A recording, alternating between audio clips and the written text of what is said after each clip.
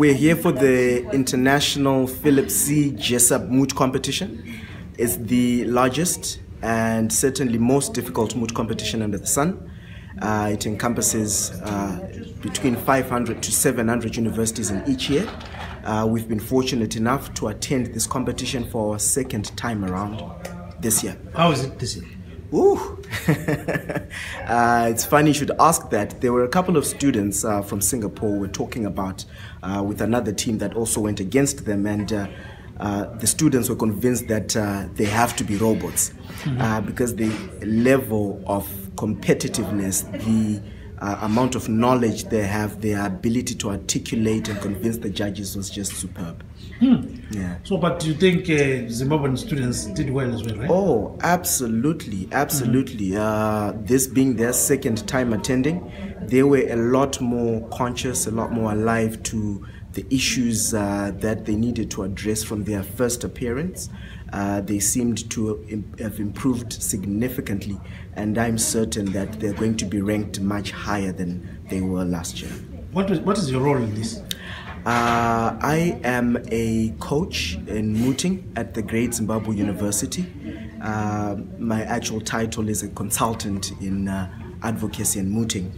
So I really specialize in imparting into the students advocacy skills and giving them an understanding of what it is exactly that a lawyer is expected to be doing in court, the demeanor expected of them in front of a judge, and just the ability they should possess if they intend to convince a judge to rule in their favor. Apart from that, I think you are very smart. You look very smart and very presentable. So is this part of it? Oh yeah, this I actually tell my wife that this is my uniform. Yes, people have different uniforms. For us lawyers, this is ours. You know, we are gladiators in suits, and we have to be looking sharp at all times. Now, you come from a family of lawyers. So how do you feel?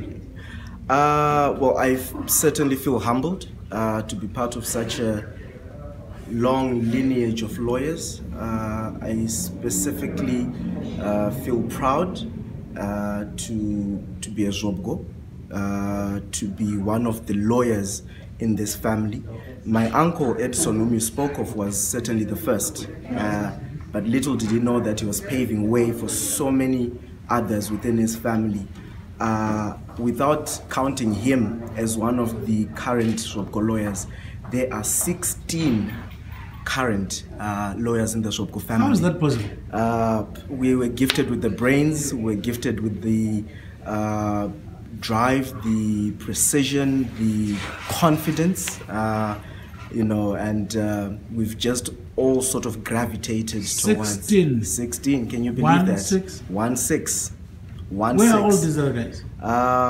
They're all over the world. I have a sister in Washington. Sorry, not Washington, New York. Sorry, sister in New York.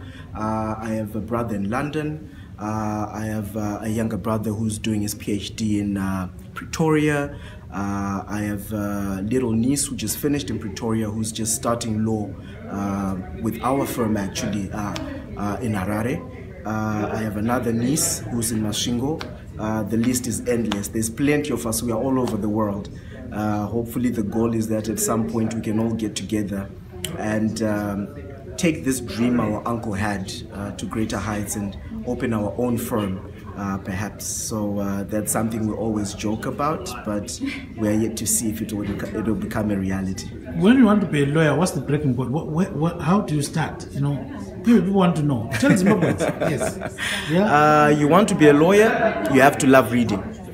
You have to be friends with books, because lawyering is a lot of reading. You can't run away from it. How many books do you read? Ooh. There's just plenty. I can't even begin to say how many. There are law reports, there are articles, there are journals that you have to read. I mean, when I was a student, at least 2-3 different books a day. That's academic books. You're not even getting into the law reports themselves. At least 10. because you've got different modules that you're studying.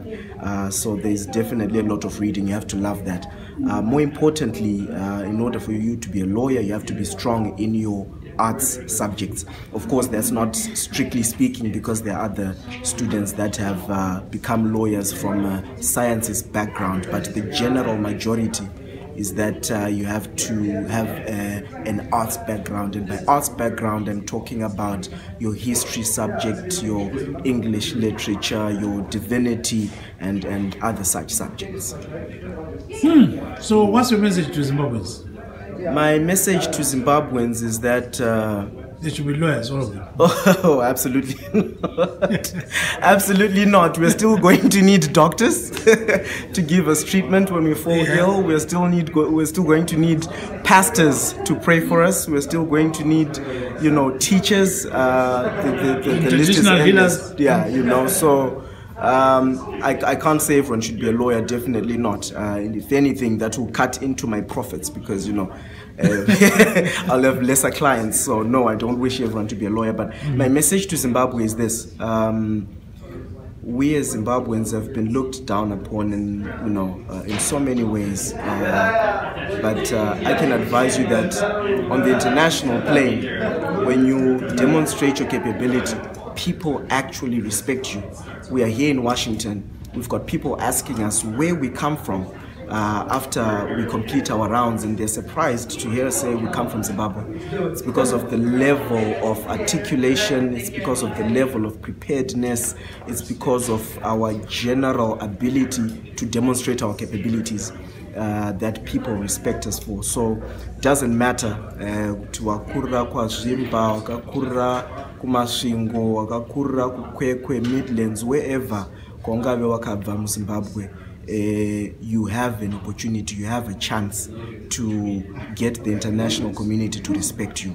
And lastly, to the Zvogbo family, what do you say? Oh, Mama, Daddy, I made it. I'm proud of my family. I'm super proud of my family. It's something that we all have semuri. And this daddy hangu sana baba wangu.